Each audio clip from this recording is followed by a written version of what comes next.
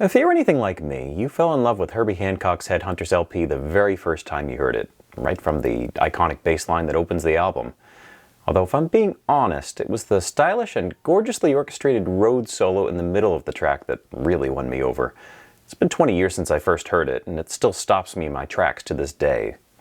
It clearly affected a lot of other people as well. The album was incredibly popular immediately upon its release in October of 1973, peaking at number 13 on the Billboard Hot 100, and for several years it was the biggest-selling jazz album of all time. Here's the problem, though. It's short, consisting of only 4 songs and clocking in at just under 42 minutes in total length.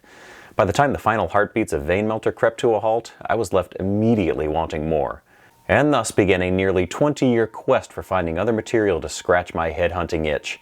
And now, it's time to share some of my findings with you, my amazingly wonderful viewers. So, without any further ado, my name is Jeff. Hi, Jeff. I am a music addict, and these are my favorite Headhunters style albums. Okay, actually a tiny bit of ado. In an attempt not to get my video demonetized, I'm going to limit the number of sound clips that I include in this video. I've created a playlist with a representative song from each of the albums that I'll be discussing today. The link will be in the description. The obvious place to start is with Herbie himself. Herbie did a couple more albums with nearly the same lineup, swapping out legendary drummer Harvey Mason for Mike Clark, a very different and yet no less funky drummer who had an incomparable musical rapport with bassist Paul Jackson. The first was the immediate follow-up to the Headhunters album, Thrust. Once again, it only had 4 tracks, but 2 of them are absolute Hancock classics, Actual Proof and Butterfly. Actual Proof in particular might be my all-time favorite Herbie Hancock song, somehow managing to combine groove with intense harmonic and rhythmic complexity. It stood the test of time, as Herbie plays it live to this day. Anyway, the album as a whole is fantastic and will certainly scratch that Headhunters itch.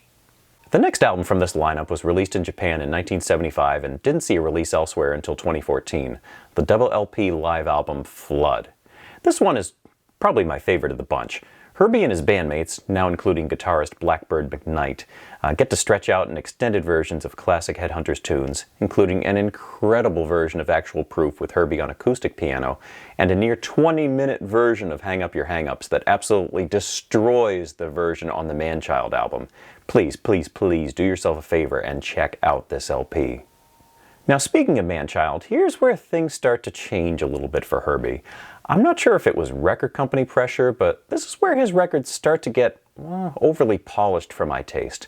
Instead of focusing on his core group of 5 or 6 musicians, the album has 19 different musicians on it.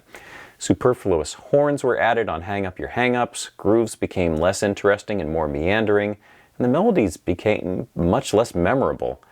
The track Heartbeat is my favorite by far, probably because it reminds me the most of the original Headhunters albums.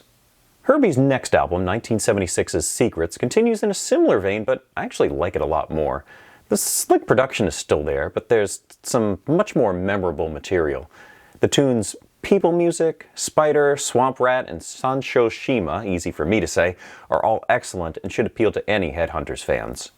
After this, Herbie's music diverged. One path went in a very disco-y direction, while the other looked backward to his time in Miles Davis's quintet. That said, there are a couple of other releases that you might want to check out. The first is his VSOP double LP. Side 4 features 2 tracks from his Headhunters-ish touring lineup of the time. It's okay, but not essential.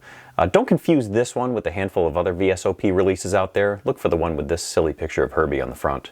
The second is his 1980 album Mr. Hands.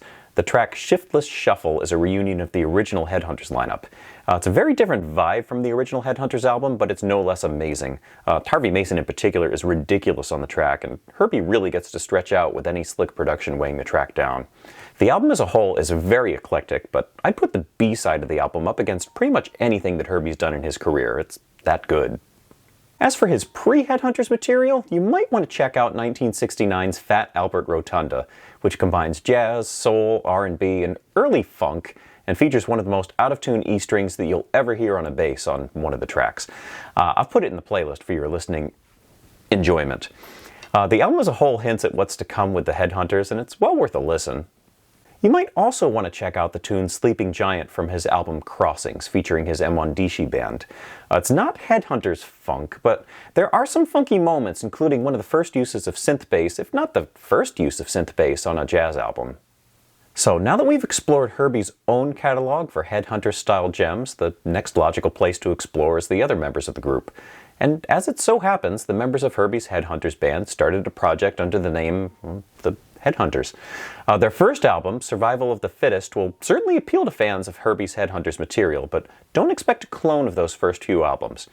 While this one does have plenty of funky moments, I mean, the first track is literally called God Make Me Funky after all, but much of the rest of the album veers into different territory, focusing on African rhythms and textures reminiscent of Herbie's M1 albums. It's great stuff, just possibly not what one might expect.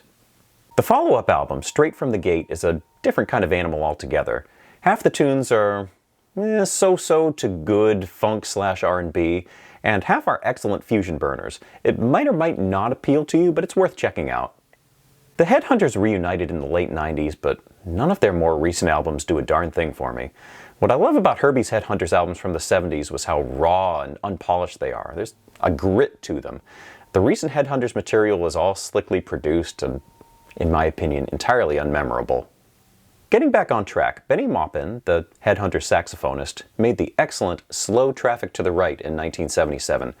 The opening track, It Remains to be Seen, doesn't quite reach the heights of the original Headhunters albums, but it comes awfully darn close. Check it out, there's a good chance that you'll like it. Paul Jackson, the Headhunters' brilliant bass player, made the insanely funky but frustratingly short Black Octopus in Japan while on tour with Herbie in 1978. More on that in a minute. Of all the albums featured in this video, this is the only one I can get away with including a clip from, so here goes.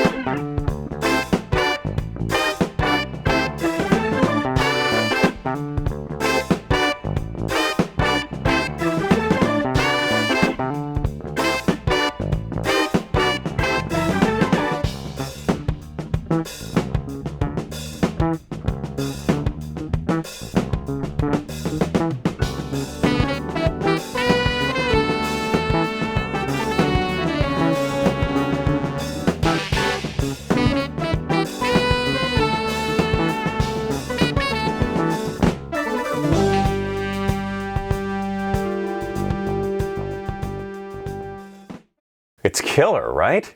Yeah, it's a shame that it's so hard to find. The original LP was recorded direct-to-disc and released only in Japan. It did get a re-release on CD in 2000 with some superfluous bonus tracks that were recorded in the 90s, but even that is hard to find and expensive when you do track down a copy. The audio quality of the CD also pales in comparison to two other albums that came from those same Japanese sessions, Herbie's own Direct Step and Kimiko Kasai's Butterfly, both of which feature the same musicians and the same recording engineers. So my guess is that the original impossible to find vinyl is going to sound better than the CD does. But anyway, listen to the versions floating around on YouTube and enjoy. Eddie Henderson wasn't in the Headhunters, but he was the trumpet player in Herbie's M1 bands and went on to record two, possibly three albums that will be of interest to Headhunters fans. The first is Sunburst, featuring original Headhunters Benny Maupin and Harvey Mason, along with George Duke. It's certainly no Headhunters clone, but a lot of the material should appeal to you, especially the two tracks that Mason penned. Next is Heritage, which features the Headhunters rhythm section of Paul Jackson and Mike Clark, and yeah, you should check this one out. The tracks Inside You, Acupuncture, and Kudu are amazing. Just give it a listen. The third is a little bit iffy in my opinion. The album is called Mahal, and on paper it sounds like a slam dunk. Herbie himself plays keyboards, Benny Maupin and Paul Jackson are there, the opening track is the Headhunters song Butterfly. I mean, how can it miss? In my opinion, it misses. It's very, very slick and watered down. But that said, I know some excellent musicians who love this album, so maybe you should just check it out and form your own opinion. If you want more from the Jackson Clark rhythm section, here's a random one for you. The artist is Sean Phillips, and the album is called Spaced, and the song is the beautifully titled I Don't Want to Leave You, I Just Came to Say Goodbye. Phillips was best known as a folk rock artist, but he dipped his toes in funk and fusion waters, and this track is an amazing 16-minute funk fusion workout. Headhunters fans need to check this one out. It used to be extremely hard to find, but you can stream it on Spotify now, so really you have no excuse. Do it, stream it! I should take a moment to acknowledge Bill Summers, the Headhunters percussionist. His playing was a critical component to the Headhunters sound and often gets overlooked. For example, just imagine what Watermelon Man would have sounded like without his contribution. It just wouldn't be the same. Bill plays percussion on this incredible release, Patrice Rushen's Shout It Out. Headhunters fans will immediately get sucked in by the opening track, The Hump, but really the entire album is brilliant from start to finish. The rhythm section of Charles Meeks on bass and James Gadsden on drums is tight. This is another album that was hard to find for years and years, but is now available on Spotify and elsewhere. Speaking of James Gadsden, he plays on 4 tracks on this oddity, 1976's Magical Shepherd by Miroslav Vitus. He's the guy who was booted out of Weather Report because he couldn't play funk. Well, the opening track of this album is one of the funkiest things you may ever hear in your life, and features our good friend Herbie Hancock on clavinet. You really got to hear this because it is wild. Really, the whole LP is a musical middle finger to Joe Zawinul, and I love it. And this album cover, I mean, what more can be said? Speaking of oddities, here's one for you. Total Space by the Rolf Kuhn Group. Rolf was a German jazz clarinetist, an instrument not usually known for its high levels of funkiness, at least outside of New Orleans. And yet, the opening track, Uncle Archibald, and the closer, Miss Maggie, are just dirty, filthy funk. No, funk. Headhunters fans should love it.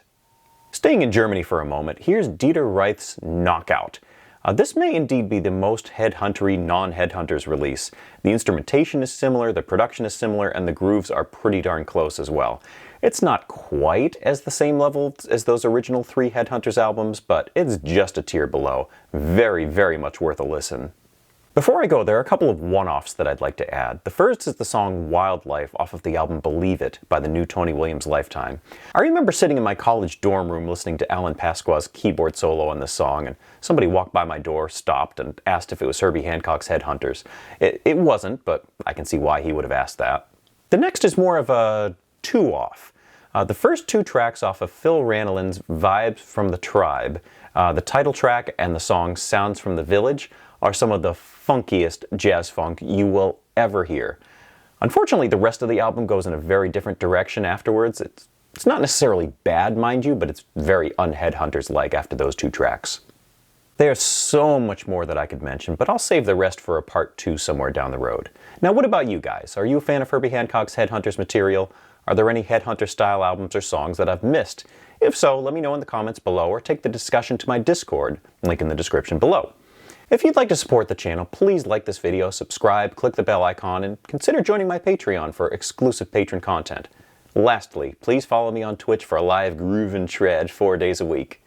Until next time, thank you very much for watching. Bye-bye.